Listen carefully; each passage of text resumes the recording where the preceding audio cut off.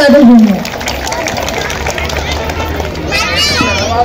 আমার মার কাছে একটা আবদার, মা তুমি তো ডাক্তার হবা ইনশাল্লাহ, হইলে গরিব মানুষের দিকে একটু খেয়াল রাখি।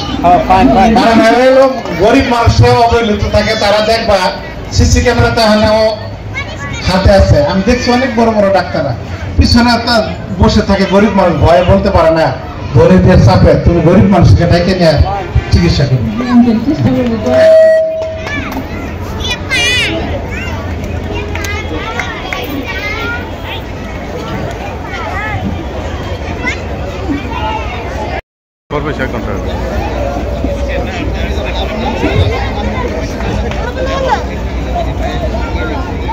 আমাদের আজকের এই অনুষ্ঠানে আরেকজন আমন্ত্রিত অতিথি জনাব মোহাম্মদ আব্দুল সোহান শেখ, ওনাকে আমি মঞ্চে আসার জন্য বিনীতভাবে অনুরোধ জানাচ্ছি।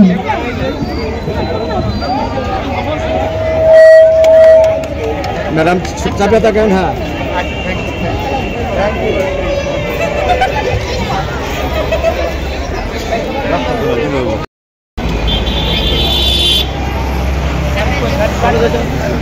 Dari